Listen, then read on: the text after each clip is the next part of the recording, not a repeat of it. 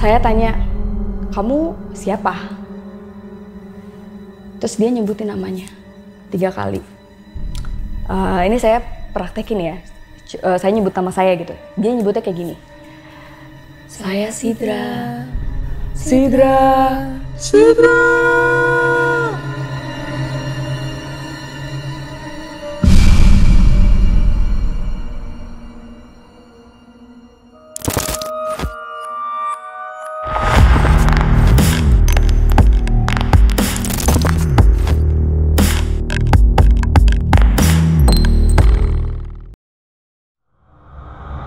Kembali lagi bersama gue Fajar Ditya. Kali ini di special episode pengalaman mistis terjebak di alam mimpi. Nah, kali ini bakal tayang di channel YouTube lazone.id. Ramein guys kolom komentarnya. Jangan lupa juga subscribe channel ini. Di malam ini gue kedatangan seorang pelaku horor. Katanya dia tuh tersesat selama sebulan di alam mimpi. Langsung aja kita sapa. Selamat malam Kak Sidra. Malam Kak Fajar. Tersesat selama sebulan di alam mimpi. Kok bisa? Itu panjang sih kejadiannya gitu. Dan itu ada runtutannya gitu. Sosok apa yang paling menyeramkan pada saat itu? Yang paling menyeramkan sih sosok laki-laki. Tapi bentukannya itu kayak laki-laki anoreksia gitu. Terus rambutnya itu panjang gitu. Saya nggak tahu itu sosoknya kayak gimana. Cuman di dalam mimpi itu saya sampai bisa mencium aromanya. Aromanya seperti apa? Telur busuk dicampur sama tai kotok. Lagi mimpi bisa nyium baunya? Iya. Itu yang aneh juga sih. Oke deh, baik ditahan dulu ceritanya ya. Nah, sebelum dimulai, buat kalian yang butuh info menarik seputar musik, terus juga movie, sport, lifestyle, sampai relationship, langsung aja kalian bisa follow lazone.id di Instagram, Facebook, maupun di Twitter. Terus jangan lupa juga nih, kalian bisa daftar jadi member di www.lazone.id karena bakal banyak banget nih benefit yang bisa lo dapet. Misalnya kayak ada nanti tiket konser musik, terus juga ada eksklusif merchandise yang gratis, dan banyak hal-hal keren lainnya. Jadi langsung aja kalian daftar, jangan lupa, terus juga stay tune di lazone.id yang see things differently. So, gue rasa langsung saja berikut adalah ceritanya. Ya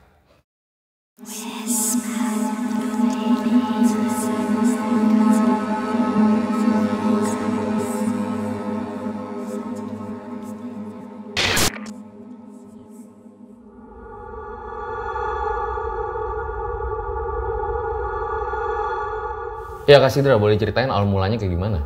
Oke, awal mulanya itu di tahun 2016. Waktu itu saya baru lulus SMA lah ya. Lulus SMA sebelum masuk ke universitas. Waktu itu pertama kali kejadiannya di rumah. Jadi saya tidur biasa lah. Saya tidur, cuman tiba-tiba di mimpi saya itu saya ada di rumah saya di lantai kedua. Jadi rumah saya itu ada 2 lantai. Tiba-tiba saya ada di lantai 2. Pas saya melangkah mau turun ke bawah, baru 2 langkah turun ke bawah. Jadi posisinya itu tangga itu seperti ini. Kemudian di sini tuh ada kamar mandi. Jadi kamar mandinya itu menghadap ke lantai atas. Pas saya baru turun 2 langkah, tiba-tiba kamar mandi itu kebuka. Nah, pas kebuka, ada pusaran hitam di dalam kamar mandi itu. Kemudian keluar siluman ular. Jadi posisinya itu siluman ular itu setengah badannya itu wanita. Dan dia berusaha keluar mau ngejar saya. Jadi keluar mau ngejar saya yang mau turun ke bawah. Akhirnya saya turun ke bawah. Pas saya turun ke bawah, saya melihat rumah saya tuh rame. Di situ tapi ramenya bukan rame manusia. Jadi banyak sosoknya, ada sosok kuntilanak, kemudian juga ada sosok pocong, ada sosok kera, terus ada juga macan. Dan posisinya mereka itu yang kuntilanak itu megang gelas, tapi gelasnya itu tuh isinya itu cairan warna merah. Dan saya keliling rumah saya minta tolong sama mereka, tolong saya dikejar sama siluman ular ini. Terus habis itu mereka cuma ngeliatin saya, jadi nggak ada yang nolongin saya, cuma ngeliatin saya berlari-lari aja gitu. Terus saya ke atas lagi, siluman ular itu masih ngejar saya. Ke bawah lagi dengan posisi yang sama. Kemudian saya tiba-tiba kebangun, dan pas kebangun itu posisinya dalam keadaan baju udah basah. Dan udah ya pastilah ketakutan ya, karena baru pertama kali itu mimpi seperti itu gitu. Kemudian di rumah itu Kak Sidra tidur sendiri? Tidur sendiri. Saya tidur di kamar bawah. Ada berapa orang di rumah? Di rumah itu ada saya, kemudian ada adik saya 2. Kakak saya memang kebetulan lagi kerja di luar negeri. Jadi ketika saya mimpi kebangun, udah ketakutan gitu ya, terus langsung masuk ke kamar ibu. Minta tidur bareng lah istilahnya. Dari situ ya udah nggak kejadian apa-apa lagi. Cuman seminggu kemudian, tiba-tiba tuh adik saya, jadi saya punya 2 adik. Adik saya tuh yang paling kecil itu, kalau nggak salah waktu itu sekitar kelas 1 SD lah ya. Dia itu punya behavior yang lumayan aneh lah saat itu. Anehnya itu dia selalu minta untuk mandi jam 12 malam. Dan dia cuman mau mandinya itu di kamar mandi tersebut. Kamar mandi yang saya lihat ada pusaran yang keluar. Siluman ular? Siluman ular itu, iya. Merinding gue. Dan setiap kali dia mandi di situ, dia mau diminta ditemenin sama ibu saya, sama saya juga. Dan dia maunya ibu saya itu harus selalu duduk di tangga itu. Akhirnya saya minta ibu saya coba dicek dulu nih ke orang pintar lah ya istilahnya. Dan akhirnya dicek, terus dari orang pintarnya dia bilang, adik saya ini ditempelin sama siluman ular. Yang posisinya siluman ular itu ada di kamar mandi yang tempat adik saya itu selalu mandi. Dan ternyata rumah saya itu dulunya tuh rawa. Tuh ada rawa, kemudian ada sumur. Nah sumurnya itu ternyata ada di kamar mandi tersebut. Gitu. Nah itu saya posisinya belum cerita apa-apa ke ibu saya kalau saya mimpi seperti itu. Gitu. Jadi pas tahu, wow kok connect gitu ya sama mimpi saya gitu.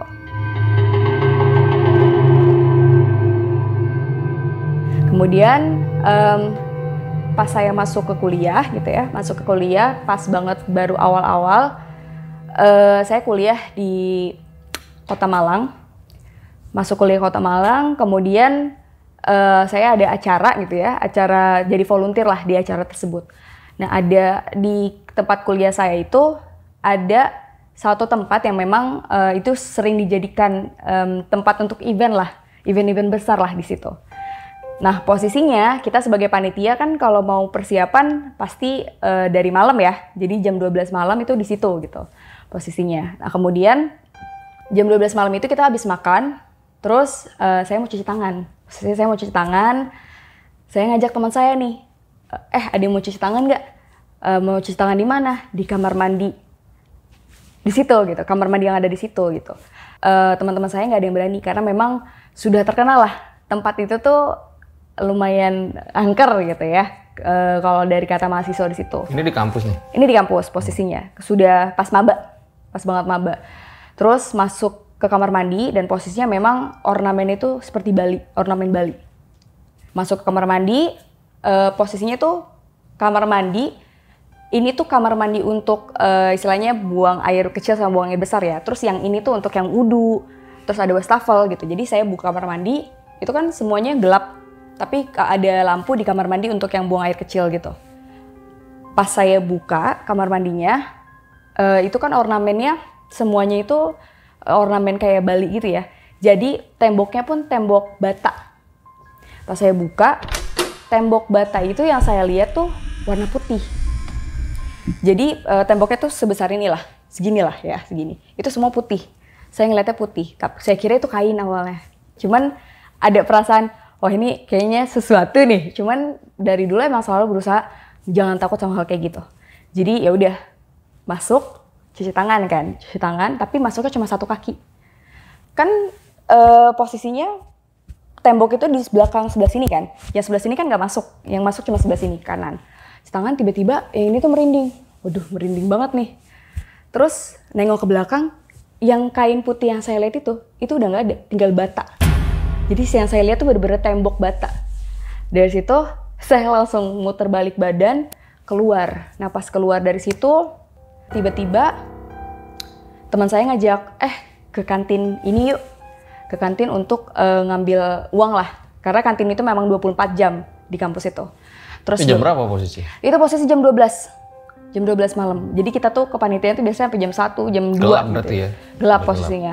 Cuman kalau di jalanan kan pasti ada lampu ya. Jadi posisinya akhirnya saya dari tempat event itu sebelah sini. Nah kantin itu paling ujung. Kantin umum itu paling ujung yang 24 jam. Jadi kita naik motor. Saya sama teman saya itu naik motor dari tempat event ini ke kantin. Nah pas di perjalanan itu kan terang ya posisinya, tapi kan gak banyak orang yang lalu lalang karena itu udah jam 12 malam.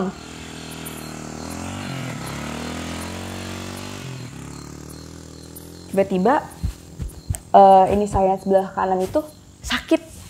Terus bahu saya tuh begini. Langsung gini. Nah, dari situ akhirnya saya udah ngerasa nih, wah kayaknya ini bermasalah gitu kan. Saya mulai baca-baca doa lah, baca surat An-Nas waktu itu. Pas sampai kantin, jadi di samping kantin itu memang ada asrama putri. Nah, salah satu teman saya yang tinggal di asrama putri itu memang istilahnya mereka bisa ngelihat lah ya, dia bisa ngelihat gitu. Nah, teman saya ini tiba-tiba dia pas saya parkir di kantin itu, teman saya ini lewat. Terus langsung saya panggil, anggaplah namanya Ani ya. Ani, kayaknya, saya baru ngomong gitu ya, kayaknya baru nunjuk gini, terus dia langsung bilang, gue paham, nanti kita ketemu di tempat event ini aja ya. Dia langsung ngomong kayak gitu, karena dia juga kebetulan volunteer juga waktu itu. Oh dia udah paham nih gitu kan. Terus akhirnya setelah teman saya ngambil uang ATM, terus beli minum, akhirnya kita balik ke tempat ATM, balik ke tempat event. Pas balik ke tempat event, saya ketemu sama teman saya ini, si Ani. Terus Ani bilang, pas saya ngobrol sama dia, kan saya ngasih tahu nih, saya dari awal tuh kenapa dan segala macam. Ani tuh nggak ngelihat ke saya matanya, tapi ngelihat ke arah kanan. Ngelihatnya tuh ke atas, dia sambil ngangguk-ngangguk. Terus saya tanya, kenapa gitu kan. Terus dia langsung, bentar dulu ya. Terus dia langsung ngambil minuman, kayak botol aqua gitu. Terus dia bilang, minum nih. Sebelum minum, baca bismillah dulu sama baca Al-Fatihah. Akhirnya saya minum, baca Al-Fatihah, baca bismillah, terus saya minum. Setelah itu alhamdulillah lega. Nah, dia bilang besok aja ya ceritanya, kamu lagi capek, dia bilangnya gitu. Jangan cerita sekarang mendingan kamu pulang aja, kayak gitu. Terus akhirnya pas besok, setelah event kita udah selesai, baru dia cerita, kemarin itu kamu ke kamar mandi ya? Iya, kenapa? Di kamar mandi itu ada sosok genderuwo, itu tinggi banget. Tapi kamu nggak ngeliat ke atas kan? Kamu cuma ngeliat searah kamu aja kan? Iya, kalau kamu ngeliat ke atas kamu bisa pingsan. Karena posisi dia tuh kan tinggi banget, jadi baru kelihatan kepala sama ininya tuh baru kelihatan di atas. Cuma saya cuma ngeliat badannya dia doang, kayak gitu. Terus posisinya tuh dia ternyata menempel ke saya itu posisinya kayak ruku gini. Terus kepala dia tuh nemplok di sini. Kelendotan. Iya, rambutnya tuh panjang banget. Jadi ini saya tuh ketutupan rambut dia. Gitu. Nah, dari situ baru tuh saya udah nggak pernah kayak experience hal-hal yang ngeliat atau apapun tuh nggak ngeliat sama sekali gitu kan. Selama 2 tahun.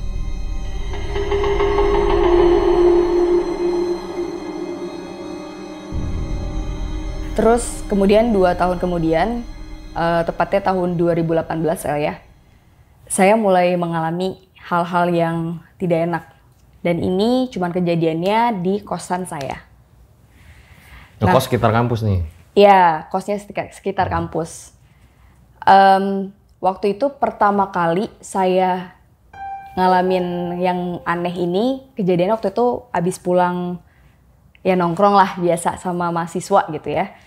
Pulang, kemudian saya tidur biasa. Cuman baru saya tidur, saya itu tuh kebangun dalam keadaan ngeliat sekitar. Di samping kanan itu ada sosok tante Kay, kuntilanak. Dia lagi duduknya begini. Terus rambutnya tuh panjang, dia nunduk. Diem aja di situ. Kemudian di samping kanannya itu ada sosok kerdil. Dia pendek, bener-bener pendek banget. Karena kan kasur saya itu bukan kasur yang ini ya, yang ada apa? Ya, jadi saya bener-bener ya udah cuman kasur, nggak ada kolong gitu. Jadi bener-bener si orang kerdilnya itu bener-bener cuma segini doang, tapi dia nggak ada kepala. Dan dia megang pisau. Dia megang pisau gini. Tapi gini-gini doang geraknya. Dan itu posisi dia di samping saya sebelah sini, Tante Kay di sebelah sini. Nah, terus saya berusaha buat bangun kan. Sadar tapi lagi mimpi? Lagi mimpi, iya. Awalnya nggak sadar kalau itu mimpi. Awalnya nggak sadar itu mimpi. Pas sadar itu mimpi adalah pas saya bangun, saya ngelihat sekitar, ngelihat ke belakang. Pas ngelihat ke belakang, kok badan saya tidur. Itu pertama kali rasa, wah ini nggak beres nih. Itu badan tidur. Nah pas baru banget ngerasa, oke ini kenapa badan gue tidur gitu kan. Ngelihat ke depan lagi, nah posisinya itu kosan saya tuh memang ini kasur. Terus ini tuh langsung kamar mandi. Jadi kalau misalnya kamar mandi, ini lemari ya. Jadi kalau kamar mandi ngebuka, otomatis lampunya itu kan kelihatan ya, langsung kelihatan. Nah, pas saya ngeliat ke depan lagi, tiba-tiba kamar mandi itu kebuka. Lampunya kelihatan. Terus ada sosok laki-laki. Lehernya tuh panjang. Terus dia tuh kurus.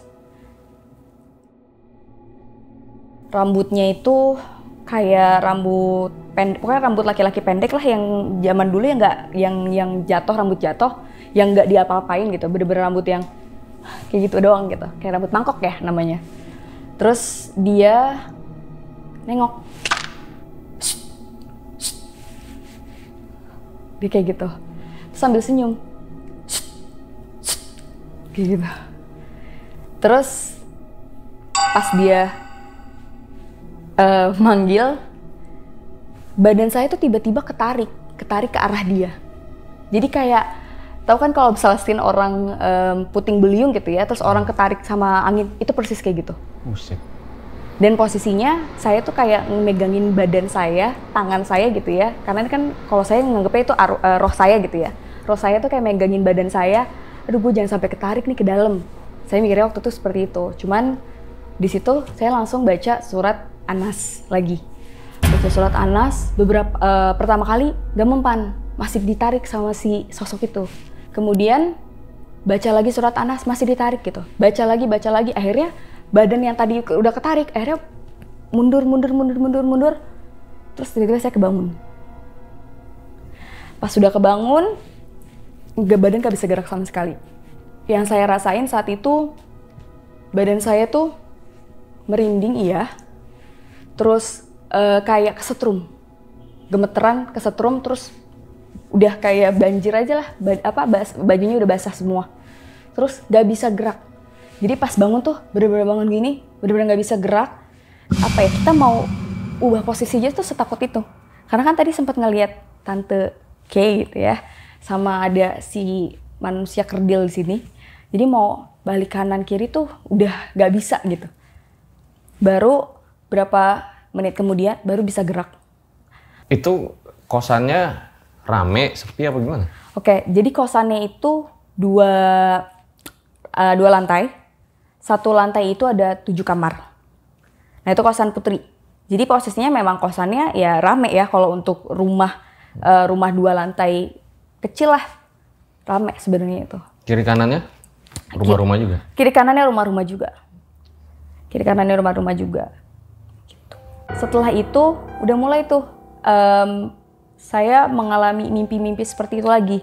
Jadi bener-bener setiap hari, mau itu saya tiba-tiba misalnya kuliah nih ya, kuliah pagi, kan biasanya kita ada spare ya, sampai kuliah sore akhirnya saya pulang ke kosan gitu ya, untuk tidur siang lah. Itu tidur siang aja, kebangun, itu pasti dalam keadaan, oh nih gue mimpi kayak tadi lagi nih.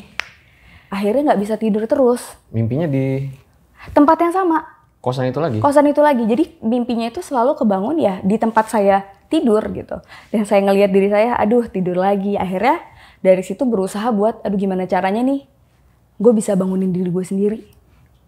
Jadi ya udah selama sebulan itu kayak gitu terus. Sampai ya pasti kan ke batin gak enak ya, karena ngelihat yang aneh-aneh gitu. Terus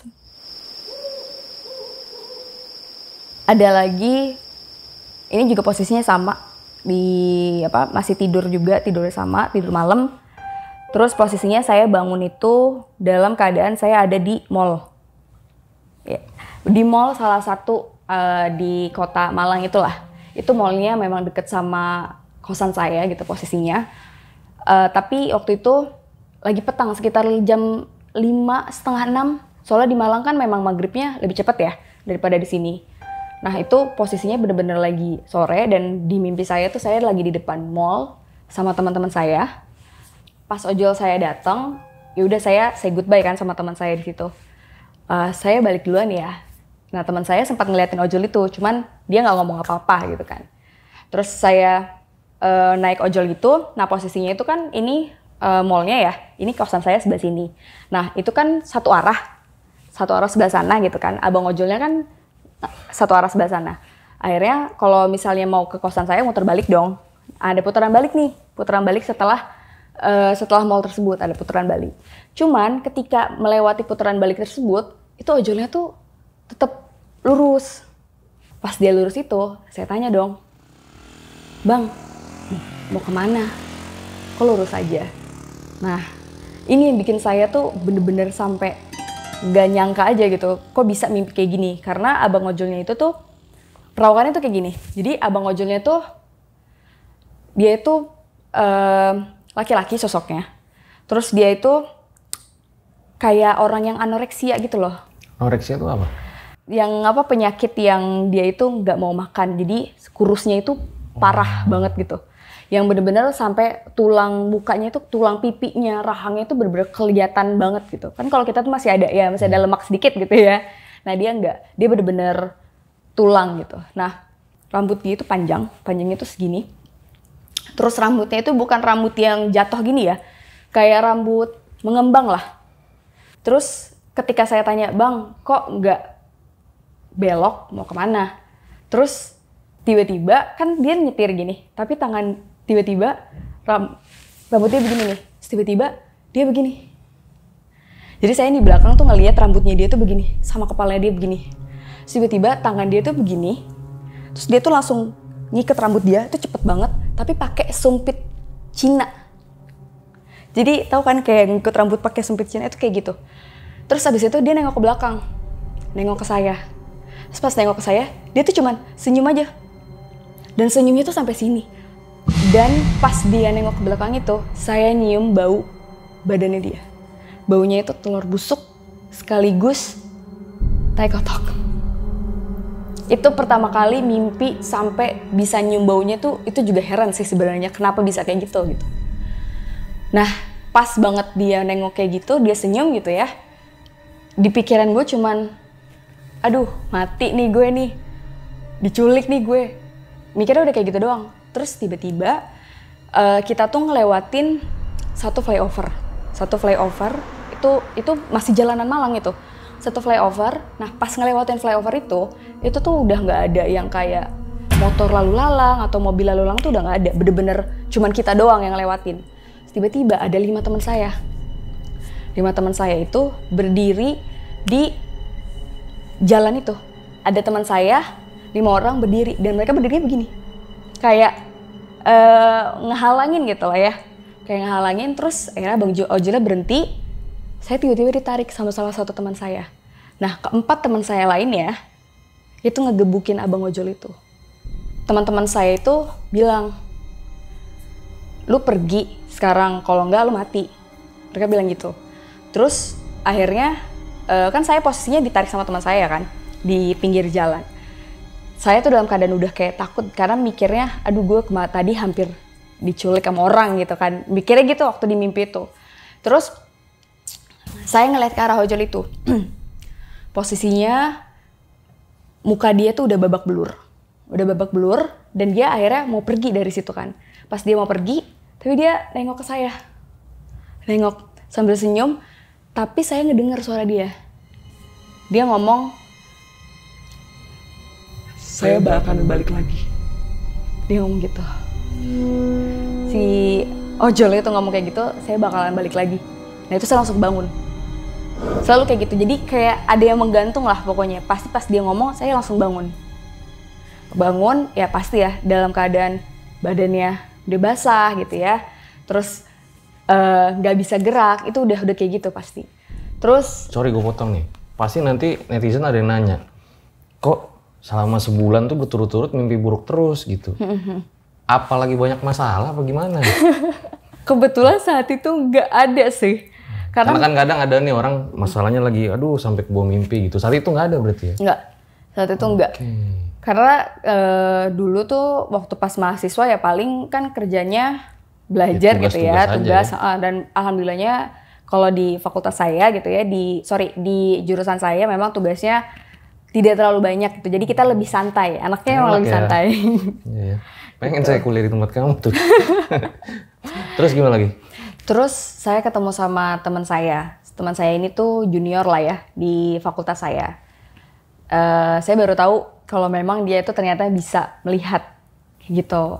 Nah waktu itu saya kejadiannya ini malam kita biasalah ngopi. Keluar jam 10 malam gitu ya. Terus ngopi di salah satu kafe, itu sekitar jam 11-an lah ya nyampe sana. Jam 11-an terus kita cerita-cerita sampai jam 12 gitu. Tapi ceritanya nggak ada cerita hantu gimana-gimana. Bener-bener cuma cerita tentang ya masalah organisasi yang gitu-gitulah. Kemudian dia tuh selalu nengok ke sebelah kanan saya. Kalau dia lagi ngomong tuh tiba-tiba ngeliat ke sebelah kanan saya. Akhirnya saya tanya, lu ngapain sih? Kok ngeliatin ke kanan gue mulu? Terus dia nanya, kenapa ya dari kita jalan dari kosan, jadi ceritanya temen gue nih kalau misalnya dia mau jalan gitu ya, mau nongkrong sama gue pasti jemput gue dulu ke kosan gitu kan. Jemput kosan, kemudian kan kita kan ke kafe itu agak jauh ya, agak jauh jadi ngelewatin banyak jalan tikus lah. Terus dia bilang, kok di setiap jalanan yang tadi kita laluin ada beberapa sosok yang dia lihat itu tuh ngikutin lu. Dia ngomong gitu awalnya. Kenapa ya? Dia bilang kayak gitu. Terus gue tanya, emang salah satunya sosoknya apa nih? Gitu kan. Sosok inilah apa namanya bercanda gitu. Awalnya nggak pernah cerita tentang mimpi itu, nggak pernah cerita sama dia. Habis itu dia bilang, ini salah satu sosoknya ya. Dia laki-laki. Bentuknya kayak anoreksia gitu, karena dia kurus banget. Terus rambutnya tuh panjang, kayak gitu. Rambutnya panjang, terus panjangnya itu bukan yang lurus, ini ceritain ya. Rambutnya panjang bukan yang lurus, tapi rambut yang tadi yang saya kasih ciri-cirinya. Terus dia kasih tahu mukanya tuh begini. Pokoknya persis dengan apa yang saya lihat. Begini gimana tuh? Yang tulang pipinya kelihatan, terus rahangnya tuh sampai kelihatan gitulah. Terus si sosok ini tuh ngeliatin lo mulu katanya gitu. Ada di samping kanan ya saat itu? Samping kananku, iya. Tapi dia kayak agak menjauh, jadi bukan benar-benar di kanan. Jadi ini kan posisinya mejaku nih. Terus di situ kan pasti kan ada banyak meja lagi kan. Nah di sini tuh ada tembok. Oh di sini ada kamar mandi juga gitu. Nah si sosok ini tuh di samping tembok itu. Jadi kadang dia ngeliatin gini, terus gini lagi, terus gini lagi. Terus di situ tahulah, oh ternyata ada yang nggak beres nih, gitu kan. Kemudian akhirnya. Tapi di situ benar-benar jadi merinding banget dong, karena merinding. Kan nggak pernah cerita kan? Nggak pernah cerita, karena kok bisa pas kayak mimpi yang ojol itu? Iya, akhirnya kan udah keseringan nih kayak gini gitu kan. Terus akhirnya sempet abis sholat maghrib, nelfon ayah, terus ngerasa nih kok ada yang aneh gitu kan. Kasih tau lah, ini udah sering mimpi yang begini gitu kan. Ini tuh kenapa gitu, apakah karena kurang tidur apa gimana gitu kan. Terus dari ayah cuman disuruh coba sebelum tidur baca surat, jadi pas tidur, tidur begini, ngadep ke kanan, baca surat Al-Fatihah 7 kali, terus ngadep ke depan, baca surat An-Nas 7 kali, ke kiri baca surat ayat kursi 7 kali. Tapi akhirnya curhat tuh, karena terganggu dong, stres. Terganggu, sampai nangis. Karena sebulan benar-benar nggak bisa tidur, akhirnya seminggu tuh nggak ke kampus. Sebulan nggak tidur? Sebulan tidurnya tidur ayam. Okay. Jadi kayak kebangun, tidur, terus beberapa kemudian kan ngalamin kayak gitu, bangun lagi. Karena kan sosoknya nggak enak semua yang dilihat waktu itu. Udah akhirnya cerita sama ayah, udah coba baca doa kayak gitu sebelum tidur gitu. Akhirnya dilakuin, sempet hilang tuh. Sempet hilang. Seneng dong ya? Seneng, tapi tiba-tiba balik lagi. Balik laginya itu sekitar di bulan apa ya, waktu pas maba masuk lah. Maba masuk,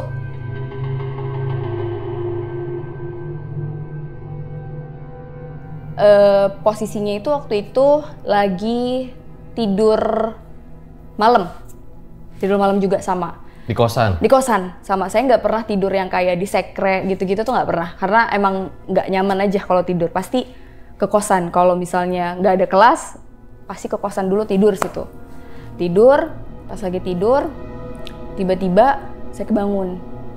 Saya ngerasanya, oh ini bukan mimpi. Awalnya pasti selalu ngerasa kayak gitu, karena ngerasanya kebangun. Tapi pas bangun, ngelihat ke belakang, waduh, ada gue lagi tidur. Baru ngerasa, oh iya ini mimpi nih gue. Mikirnya gitu awalnya. Terus ngelihat ke kanan, nah posisinya kan memang kosan saya ini pintu, terus ini jendela kan. Jendelanya tuh tipe jendela zaman dulu. Jadi bukan yang jendela ngebuka begini, tapi jendela yang ngebukanya begini. Ya, ngebukanya kayak gitu. Jadi saya tuh nggak pernah, jendela kosan tuh nggak pernah ditutup. Selalu saya buka, karena kan biar sirkulasi udara masuk gitu kan. Nah, kemudian saya ngeliat ke jendela itu. Yang saya lihat, itu ada sosok Tante Kay mondar-mandir. Tapi dia nggak apa-apain, cuma mondar-mandir aja. Mondar-mandir. Terus saya berusaha buat keluar dong. Saya berusaha buat keluar karena di kamar itu alhamdulillahnya waktu itu saya nggak ngeliat ada sosok apapun. Saya berusaha keluar. Nah tapi ketika saya jalan itu tuh kaki tuh berat. Berasanya tuh capek, sakit. Jadi jalan setapak dua tapak jatuh. Sejalan setapak dua tapak jatuh. Tapi akhirnya bisa. Terus saya buka pintu. Pas buka pintu itu sosoknya masih di sebelah sana gitu ya. Jadi saya berusaha buat buka pintu kamar temen. Jadi pengen lihat lah, ini gue mimpi tuh emang mimpi beneran, mimpi biasa aja gitu ya. Atau ini gue meraga sukma. Awalnya mikirnya gitu kan. Pas buka pintu kamar, ngeliat temen lagi tidur. Jadi ini posisinya kan pintu kamar ya. Ini dia tempat tidur lah. Jadi kalau ngebuka pasti langsung kelihatan tempat tidurnya, dan dia itu lagi tidur. Posisi dia lagi tidur begini. Dia pakai baju piyama buat tidur itu bercorak. Terus dia lagi tidur biasa begini. Nggak naruh guling atau apa, nggak, cuma tidur biasa begini. Tapi yang saya lihat ada sosok laki-laki itu meluk dia. Jadi misalnya teman saya, jadi sosok laki-laki itu meluk dia begini, terus sambil ngelus-ngelus begini. Terus saya tanya, anggaplah nama teman saya ini Karin. Saya tanya, Karin lagi diapain? Saya tanya gitu. Terus kata si sosok laki-laki ini, tapi dia nggak buka ya mulutnya ya, tapi dia ngomong. Dia bilang, Karinnya lagi tidur, kayak gitu. Terus saya tanya, kamu siapa? Terus dia nyebutin namanya 3 kali. Ini saya praktekin ya. Saya nyebut nama saya gitu. Dia nyebutnya kayak gini. Saya Sidra.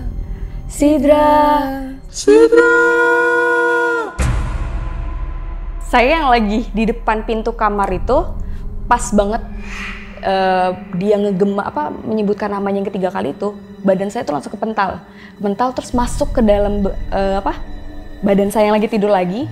Terus pas saya buka mata, ya pastilah langsung mengucapkan astagfirullah segala macam, dan itu udah basah dan lain-lain lah. Udah nge-freeze, badan juga udah nge-freeze, terus juga udah rasain sakit karena kerasa kayak kesetrum dan lain-lain.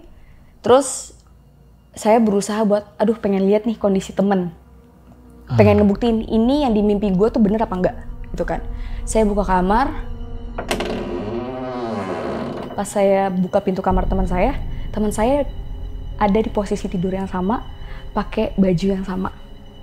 Dia tidur begini, terus dia pakai baju yang sama. Terus pas besoknya Saya tanya, Rin, lo kenal nggak sama cowok namanya A?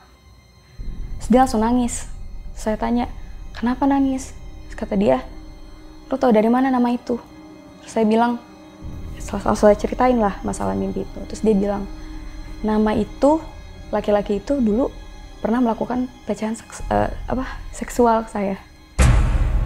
Itu saya kaget sih, kok bisa-bisanya gitu ya, dengan deskripsi badan yang sama, nama yang sama, kok dia ada gitu di situ. Saya nggak tahu itu mungkin proyeksi ketakutan dari teman saya apa gimana, saya nggak tahu. Cuman yang saya lihat tuh, oke, di situ langsung ngerti sih, oke ini mimpi gue kayaknya bukan sesuatu yang biasa gitu ya. Itu sampai akhirnya di tahun saya udah nggak mau kan ya yang seperti itu lagi gitu kan. Kemudian saya minta pulang ke orang tua, pulang gitu, tolong dong diobatin apapun itulah, kan nggak ngerti kayak gitu tuh, nggak ngerti. Tapi sempat mikir jangan-jangan nih kosan iblis gitu, bukan ya? Enggak ya? Mikir gitu sih. Soalnya waktu pas tanya sama ibu kosnya, tanya kan, Bu, ini tuh kita ada penghuni nggak sih di sini gitu. Si ibu kosnya bilang, ada sih Neng katanya. Tapi dia nggak ganggu kok, dia cuma mondar-mandir aja. Mondar-mandir gimana? Di lantai 2. Waduh, sosoknya apa? Wanita. Waduh, sama yang ada di mimpi. Gitu. Terus gimana? Terus akhirnya kan tadi ya minta pulang karena udah nangis, sudah capek gitu kan. Jadi nggak konsen juga ke kuliah dan lain-lain. Akhirnya pulang. Pas pulang ketemu sama orang yang pintar, bisa lah istilahnya. Itu memang kerabat keluarga. Terus saya tuh pas masa itu saya selalu sakit punggung belakang di daerah sinilah, di daerah sini. Oh iya. Bener-bener sakit banget sampai yang. Kayak gue sekarang suka nyeri. Terus itu sakit, selalu sakit gitu kan, sampai pernah ke dokter syaraf gitu untuk pengecekan, mungkin nggak sih syarafnya kejepit atau apa gitu kan. Terus udah dikasih obat tapi nggak sembuh-sembuh. Akhirnya udah pulang ke rumah aja gitu. Jadi lagi bermasalah, suka mimpi kayak gitu, terus ternyata badan juga lumayan sakit gitu kan. Akhirnya pulang ke rumah, pas pulang ke rumah dipanggil yang orang bisa itu, terus dia ngeluarin di sini. Yang ngeluarin tuh dia nangkepnya itu pokoknya ngeluarin tuh di sini, terus di sini 2, terus di sini sama di sini. Maksudnya ngeluarin apa ya? Nah itu saya bingung kan awalnya, ngeluarin apa nih gitu kan. Terus dia bilang, kamu itu kalau kemana-mana jangan lupa baca doa. Soalnya ada jin laki-laki yang menyukaimu. Gitu. Awalnya dia ngomong kayak gitu, kamu tuh disenengin gitu sama mereka gitu kan. Akhirnya baru dari situ cerita lah masalah mimpi itu. Terus kata orang yang bisa ini, mereka tuh nggak bisa masuk gitu loh, nggak bisa memperlihatkan diri masuknya ke mimpi. Awalnya gitu. Terus dari situ ya udah tuh kata ibu juga kan, akhirnya karena juga udah nggak nyaman juga di kosan itu gitu kan. Saya nggak ngerti, pokoknya emang nggak nyaman juga di kosan itu. Akhirnya pindah kosan di tahun 2019.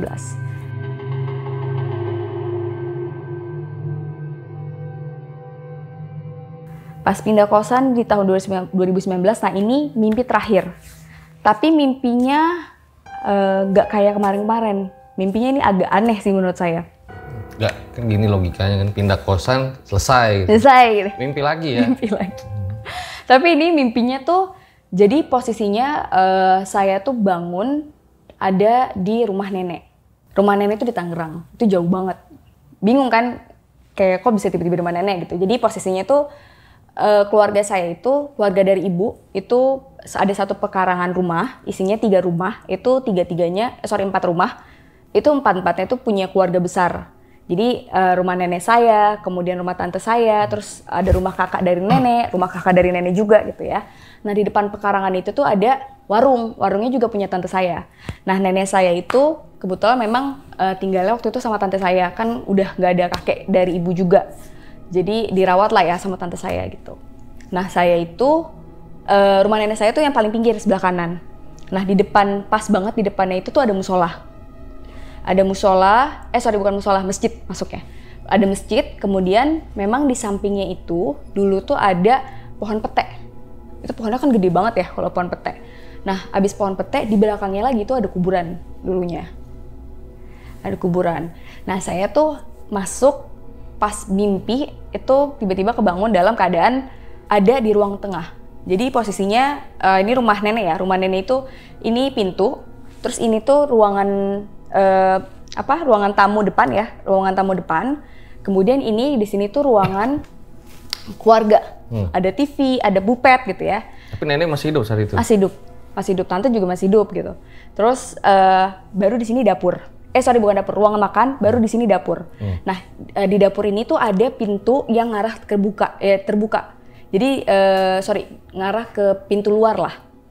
Nah, di pintu luar itu tuh yang ada kuburan. Jadi kuburan sebelah sini. Nah, di sini tuh kayak ada dapur luar lah. Dulu suka digunain untuk masak-masak kalau misalnya ada hajatan, kayak gitu. Kuburan siapa? Itu kuburan, nggak tahu sih, belum pernah nanya. Tapi ada kuburan di situ, kayak beberapa lah. Terus di mimpi itu tiba-tiba kebangun itu ada di ruang keluarga yang ada TV sama bupet. Nah, pas di ruang keluarga itu ngelihat kan ke kiri kanan gitu kan, ngelihat dulu nih ruangan segala macam. Yang saya lihat adalah itu posisinya sore ya, kayak jam 4, jam 5 lah. Jadi pintu itu ketutup, pintunya nggak bisa dibuka. Itu ketutup, jendela juga ketutup. Tapi di luar dari jendela itu banyak orang. Tapi mereka nggak masuk gitu, nggak masuk. Terus ketika saya mimpi itu, saya di mimpi itu ada di rumah nenek itu ada satu sosok bayangan hitam aja, bayangan hitam tapi dia kayak nemenin saya lah selama di mimpi itu. Terus tiba-tiba ada suaranya dia ngomong gini, nggak ada sosoknya tapi tiba-tiba ada suara kayak gini. Kamu harus mencari benda pusaka, tapi kamu harus melewati 10 step. Jika kamu gagal dalam salah satu stepnya, maka kamu harus mengulang semua stepnya. Akhirnya nyari stepnya. Selalu kejadiannya dari step 1 sampai step 9 itu selalu lancar. Pas mau ke step 10, gagal. Dan itu akhirnya balik lagi ke step pertama, ngelewatin step 2, 3, 4 sampai 9, gagal lagi, balik lagi. Dan itu selalu loopnya kayak gitu. Nah, pas akhirnya ada saat udah capek gitu ya, terus di mimpi itu saya ngide. Saya bilang sama diri saya mungkin ya, mikir, coba deh nanya sama orang gitu kan. Karena posisinya di step 9 itu terakhir itu ada di dapur. Dapur yang dalam ya. Ini kan ada pintu, ini dapur dalam kan. Ini dapur luar yang ada deket kuburan itu. Nah, di posisinya di dapur luar itu banyak orang. Orang itu orang siapa? Orang zaman dulu, saya nggak kenal. Orang zaman dulu, jadi ada kayak misalnya nenek-nenek nih, kan kalau mau masak kayak segala macam tuh pakai sarung gitu ya. Sarung, terus sarungnya tuh sampai sini gitu, terus rambutnya tuh disanggul, ya disanggul. Terus mereka kayak masak aja gitu. Penjarik gitu ya? Pokoknya masak aja gitu, masak. Terus saya tanya satu-satu, dan itu orangnya banyak, sekitar 5 ke atas lah, itu banyak. Ada yang lagi nyuci ikannya gitu, ada yang lagi motongin dagingnya gitu. Akhirnya saya tanya satu-satu, saya buka pintu, saya tanya satu-satu dari yang terdekat lah. Bu, tahu nggak step 10 itu apa? Tapi dia cuma ngeliatin saya, nggak mau ngomong. Saya nanya lagi yang kayak yang lain, sama kayak gitu posisinya juga. Mereka nggak mau ngomong, tapi tiba-tiba ada satu sosok. Aduh, dia nih bentukannya itu, dia tingginya segini saya. Rambutnya itu rambutnya itu kriwil kayak, bukan gondrong nggak ya? Kribo ya, kribonya tuh tapi panjang sampai sini. Terus matanya tuh bolong. Tapi dia ada keriput-keriputnya juga. Mulutnya itu tapi cuman senyum doang gini dong, kayak gitu doang. Dan dia langsung nyamperin, dia bilang, saya bisa kasih tahu nih step ke-10. Terus saya tanya, Bu kasih tahu dong step 10 apa? Terus dia bilang, tapi ada syaratnya. Terus saya tanya, syaratnya apa? Terus dia bilang, saya mau kamu motong kepala kambing, kepalanya buat saya, dan harus ada darah segernya. Terus di situ saya diem dulu, mikirnya, ya udahlah ini kayak paling cuma mimpi atau gimana gitu ya. Jadi saya ngangguk, iya saya kasih. Saya bilang gitu. Kemudian dari situ dia langsung nunjuk tempat. Dan nunjuk tempat, saya disuruh ke sana. Dan ternyata step ke-10 itu adanya di ruang pertama kali saya muncul. Itu di ruang keluarga. Ruang tengah. Pas lagi muncul situ, kan saya bingung ya, saya mesti ngapain gitu kan. Tiba-tiba ada suara. Ada suara, dia bilang, kamu harus nemuin laci kayu jati asli, warna coklat pekat, kamu harus nemuin itu. Tapi laci tersebut itu invisible, maksudnya tidak kelihatan. Jadi kamu harus pakai air. Terus saya nyari dong air dong. Di situ kan ada bupet ya. Tiba-tiba airnya itu ada di samping bupet itu. Muncul gitu aja. Akhirnya saya ambil sama tetep ya bayangan hitam itu tuh tetap ada gitu ya. Pas saya lagi nyari itu dia juga ada. Akhirnya kita nyiram-nyiram air gitu ya, nyari-nyari segala macam. Terus pas nyiram air itu, jadi misalnya kan kalau air nggak ada apa-apa ini ya, misalnya ini nggak ada barang gitu ya, pasti kan air jatuh. Tapi pas lagi disiram gitu, tiba-tiba airnya tuh di sini. Nah pas airnya kita udah siramin semua di bagian itu, nah baru kelihatan si kayu jatinya itu, laci kayu jatinya. Terus pas akhirnya kita buka nih pelan-pelan, pas kita buka pelan-pelan, itu muncul cahaya. Itu cahayanya tuh bener-bener yang cahaya yang kayak blinding banget lah, blinding banget. Terus pas dilihat, itu ternyata diamond, tapi diamondnya tuh kayak masih raw gitu loh, masih bongkahan gitu lah. Terus saya ambil, pas saya ambil, tiba-tiba pintu rumah depan kebuka. Kebukanya tuh kenceng, keluar gitu kan. Tiba-tiba ada sosok ular masuk. Terus dia bilang, jangan kamu ambil. Terus si bayangan hitam itu akhirnya nyuruh saya lari kan, karena dia lari gitu. Tapi dia nggak ngomong, cuman dia lari sampai ke ruang makan lah ya. Pas ruangan makan kita juga lari, pas lari itu si ular itu juga masih ngejar. Pas di pintu makan ruang makan itu tiba-tiba ada pintu, tapi pintu hitam gitu, terus si bayangan itu tuh nyuruh saya untuk masuk ke situ gitu, nunjuk gitu kan. Terus akhirnya saya masuk. Pas banget masuk, jadi posisinya ini kayak pintu ya. Pas saya masuk, itu ularnya itu tuh berusaha buat nyaplok kaki saya gitu. Pas mau nyaplok kaki saya, tiba-tiba saya kebangun. Selalu kayak gitu, kebangun. Terus akhirnya besok paginya langsung telepon ayah, kan ceritain lah ada begini gitu. Terus ayah sempat nanya juga stepnya tuh apa aja sih. Tapi nggak tahu kenapa di saat itu saya udah lupa, bener-bener lupa stepnya apa. Yang saya ingat tuh cuman step ke-10, itu doang. Terus akhirnya... Berarti mimpinya panjang banget ya? Panjang banget. Terus akhirnya ayah juga nanya, emang dia minta apa? Bilang gitu. Terus saya bilang dia minta ini, yang kepala kambing ada darah segar. Terus kata ayah, itu jin itu, harusnya kalau digituin jangan mau. Katanya gitu kan, saya nggak tahu ya ada apa gitu kan. Kemudian udah tuh saya udah cerita, terus ayah saya selalu bilang jangan lupa tidur baca doa. Nah kebetulan memang ketika saya mimpi kayak gitu tuh pasti saya lagi nggak baca doa yang kiri kanan depan itu, saya nggak baca doa itu. Bilang sama ayahnya. Akhirnya saya juga telepon ibu saya juga cerita. Cuman pokoknya kalau saya cerita sama ibu saya sama bapak saya tuh nggak pernah yang diceritain keluar juga gitu kan. Terus 3 hari kemudian, ibu saya tuh nelfon saya. Terus dia bilang, Mama aneh banget nih, kenapa Mah? Pas banget abis kamu telepon Mama ceritain kayak gitu, tante saya yang tinggal sama nenek saya itu telepon. Wah, merinding gue nih. Terus?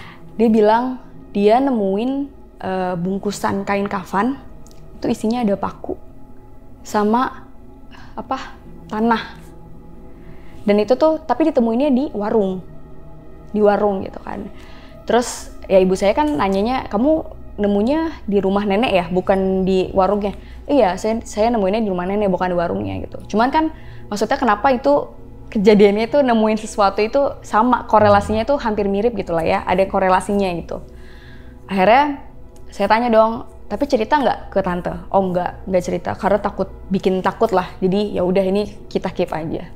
Itu sih, itu kayak yang paling lumayan bikin oke, ini ada something nih gitu. Iya ya, mungkin yang nonton ada yang tertawa juga, kok mirip Squid Game gitu. Tapi yang ngalamin serem banget gitu pada saat itu ya. Iya. Terus akhirnya gimana? Ya udah, akhirnya saya nonstop sih. Kalau tidur itu selalu baca doa. Terus pas pulang tuh di rumah sempat ngalamin juga kayak gitu juga. Cuman kalau di rumah tuh saya nggak tahu sih ini sosok apa ya, karena pertama kali juga ngeliat sosok itu gitu kan. Kalau di rumah saya lagi tidur di kamar saya, kan posisinya kalau kasurnya itu, kalau di kamar saya itu ada ininya ya, apa sih namanya, dipan ya, nggak salah. Nah di dipan itu tuh ada pas saya tidur, saya again kebangun, tapi kebangunnya tuh tahu nih, oh ini bukan asli gue bangun gitu ya, ini bangun dalam mimpi gitu kan. Pas ngeliat ke atas, itu ada sosok megangin dipan ya. Terus itu sosoknya wanita, tapi kayaknya nenek-nenek apa gimana gitu. Terus dia, itu lidahnya tuh panjang banget. Terus dia tuh berusaha buat kayak ngejilat gitu lah. Nah di situ saya langsung baca doa lagi dan segala macem. Baca doa, terus berusaha ngebangunin diri sendiri gitu kan. Karena itu si wanita itu bener-bener kayak gitu. Baca doa dan lain-lain, terus akhirnya kebangun, alhamdulillahnya, karena kan dulu sebulan ya di Malang itu, sebulan ngerasain kayak gitu, jadi kayak praktek lah gimana caranya gue harus bisa bangunin diri sendiri gitu. Akhirnya di rumah itu kejadian kayak gitu, kebangun, pas alhamdulillah bisa kebangun, besok-besoknya udah selalu baca doa yang dikasih ayah, terus alhamdulillah sih sampai sekarang nggak gimana-gimana lagi. Tapi sempet nyari tahu sebenarnya kenapa sih? Kok? Sempat nanya ke ayah sih, karena kan ayah tuh tipikal yang bukan skeptis ya, lebih ke ya itu ada, tapi jangan dibuat takut. Maksudnya ya udahlah, nggak usah gimana-gimana, kita baca Al-Quran aja, terus sholat 5 waktu, yang kayak gitulah. Cuman ayah nanya, kok kenapa bisa sampai kayak gini? Terus ayah cuman bilang, ya itu pertama gangguan, itu pasti itu gangguan jin. Cuman kenapa kok jadi kamu yang kena? Dulu itu katanya pas waktu masih kecil, itu sekitar umur TK lah, masih TK. Dulu itu ada, ayah kan punya ini ya, punya kerabat, istilahnya kayak guru ya, guru spiritual lah, istilahnya gitu, kiai gitu ya. Dia memang lagi ngebantuin kerabat ayah saya yang mempunyai masalah, istilahnya kayak gitu. Tapi ngebantuinnya itu di rumah saya, gitu. Nah pas itu dia ngelihat saya, terus dia bilang gini,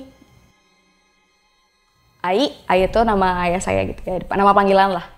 Ai, anaknya boleh saya rawat nggak sampai dewasa? Kenapa kok mau dirawat sampai dewasa gitu kan, ditanyain. Kata dia, unik anaknya, nanti udah gede bisa tuh dia gitu. Terus ya boleh ya saya rawat ya gitu. Saya rawat ya, dikontrol lah ininya, dia bilang kayak gitu. Terus akhirnya ayah saya bilang, enggak lah, nggak mau, kasihan kalau misalnya udah gede, enggak ya, kasihan kata ayah saya gitu. Terus akhirnya ayah saya cerita seperti itu, ya baru tahu, oh iya ternyata emang agak sensitif di bagian itu aja sih. Maksud guru spiritual itu bisa tuh apa maksudnya? Jadi guru spiritual itu kan memang dia terbiasa untuk mengobati, dia juga bisa ngelihat dan lain-lain gitu ya. Nah ayah saya ini udah ngerti, oh maksud dia bilang bisa, itu tuh maksudnya akan diarahin untuk dia bisa ngelihat nanti untuk kedepannya ke pengobatan gitu. Nah itu baru dia pengen Sidra itu jadi orang yang seperti itu? Bukan, jadi maksudnya udah punya bakat nih, udah punya, saya bisa gitu ya, bisa ngelihat. Tapi kalau misalnya diarahkan, dia bisa sampai ngobatin, katanya gitu. Terus baru ketahuan itu, ya itu setelah diomongin seperti itu, benar, baru kemudian kedepannya itu kejadian juga masih SD ya. SD baru tuh pertama kali ngeliat. Terus dari situ sering digangguin, sering ngeliat ini itu gitu. Dari situ ayah baru ngerti, oh dia begini. Jadi itu plot twistnya ya, memang dari awal guru spiritual ayah itu udah bilang kayak Dia gitu. bilang, katanya sensitif lah, unik lah dibilang gitu. Tapi ada apa namanya perbuatan-perbuatan yang dilakukan oleh guru spiritual itu setelahnya apa hanya omongan aja? Enggak, dia cuma ngomong. Karena habis itu ayah kan bilang, enggak deh, enggak mau. Kasihan anaknya. Karena kan kalau kayak gitu kan banyak inilah ya, energi yang segala macem lah. Maksudnya pengorbanan kan pasti banyak ya. Karena kan itu hal-hal gaib gitu. Jadi ayah tuh nggak mau gitu. Tapi sampai hari ini, apakah Sidra masih sering bermimpi? Bermimpi nggak? Udah nggak? Udah nggak, alhamdulillah udah nggak. Oke, bakal kita bahas nanti di closing.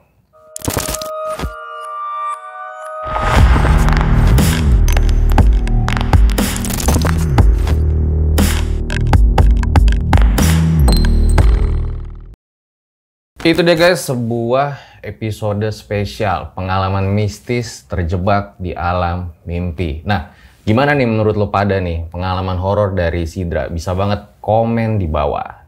Sebelum gue lanjutin nih, gue juga punya info nih, gue pengen ngingetin lagi buat kalian. Kalau misalnya kalian pengen dapetin info-info terupdate dan juga ada info relationship yang fresh, kalian bisa banget loh follow media sosialnya LA Zone di lazone.id dan bisa juga langsung kunjungin websitenya di www.lazone.id. Stay tune terus di lazone.id yang see things differently. Nah Kak Sidra, berarti kalau gue nih yang udah pernah nonton film Insidious, kok ini mirip-mirip film Insidious gitu? Bener.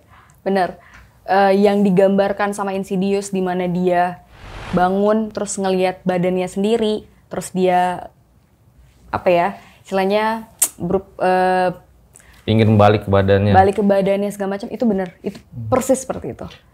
Jangan-jangan ini bisa dibilang astral projection. Awalnya kepikiran gitu sih, karena sempet kayak nyari-nyari lah apa nih astral projection atau apa gitu kan. Tapi kalau dari ayah sih beliau sempet ngomong itu raga sukma, merogo sukmo, raga sukma lah itu. Iya, karena emang katanya ada ininya lagi ya, tingkatan-tingkatannya. Iya, ada tingkatannya. Cuman kalau saya kan memang nggak dilatih waktu itu, tiba-tiba aja gitu ngalamin kayak gitu. Dan ke-triggernya juga kita nggak tahu gitu kenapa trigger bisa kayak gitu. Itu sih. Tapi ngomong-ngomong mimpi seperti itu ya, gue tuh dulu pas awal bikin program acara horor nih, di season 1 itu kan cerita horor narasumber gue tuh kan udah kayak orang gila seremnya ya. Itu kalau dibikin film gue rasa laris manis tuh cerita-ceritanya. Itu setiap malam itu gue jam 3 tuh selalu terbangun dari mimpi buruk gitu. Sama kayak lu, hampir sebulan gitu. Gue tidur jam 1 nih abis syuting. Jam 3 pagi tuh bangun, lu bayangin. Nah jam 8 pagi tuh gue udah harus jalan lagi ngantor kan, ngeselin banget gak? Anjir gue kapan tidurnya nih gitu. Nah itu sama seperti itu. Jadi ketika kita di mimpi itu, gue harus bangun nih gitu kan. Gimana caranya pas bangun tuh lemes tuh biasanya, gemeteran. Iya kan, gitu, dan badannya gitu. juga sakit kayak kesetrum gitu kan. Gue pernah tuh ada di episode itu tuh, dan dulu udah gue ceritain sih di Twitter gue tuh. Tentang pasti hal-hal kayak gitu. Iya, dan pasti kejadiannya tuh pasti sebelum subuh. Ya, bener loh. Selalu sebelum subuh. Jam 3 tuh gue kebangun biasanya. Pokoknya antara 1 sama 3. Itu selalu. Pokoknya kalau kebangun gak pernah pas azan subuh tuh gak pernah. Gue pernah baca sih, gue kan pengen nyari tahu gitu ya. Ini kayaknya hidup gue gimana ini ya dulu. Gue gak bisa tidur kan, lu bayangin lu. Gue jam 1 pagi baru kelar kerjaan, jam 3 udah bangun, jam 8 kan udah di kantor lagi kan. Mati nih gue muda nih kayak gini kan. Nah akhirnya gue cari tahu, katanya menurut kepercayaan orang Jepang ya, itu setiap kalau kita bangun pas mimpi buruk itu kayak ada hantunya tuh di depan kita tuh, cewek kayak gini. Gue lupa nama hantunya apa tuh. Gue di situ akhirnya jadi kepikiran tuh, wah kampret gue kenapa baca nih artikel gitu kan. Jangan-jangan ada dia di depan gue nih gitu sih pada saat itu gue berpikir ya. Untungnya nggak ngelihat langsung ya. Untungnya baru dalam mimpi gitu. Oke, tapi sampai hari ini berarti udah gak pernah mimpi lagi? Alhamdulillah udah gak pernah. Oke deh, kalau gitu makasih ya Kak Sidra udah datang di spesial episode pada kali ini. Sama-sama. Gua Fajar Aditya sebagai inspektur horor tragedi akan menyimpulkan kisah pada kali ini. Pengalaman horor dapat terjadi di mana saja, bisa di alam nyata maupun di alam mimpi. Tapi percayalah guys, kata bijak dari orang tua yang dahulu, Dimana jangan lupa baca doa sebelum tidur. Mungkin banyak orang yang menyepelekan, tapi Sidra di sini membuktikan secara langsung bahwa ternyata ada juga efek dari membaca doa sebelum tidur. Inilah akhir dari video pengalaman mistis terjebak di alam mimpi. Gue Fajar Aditya, cabut, undur diri, ciao.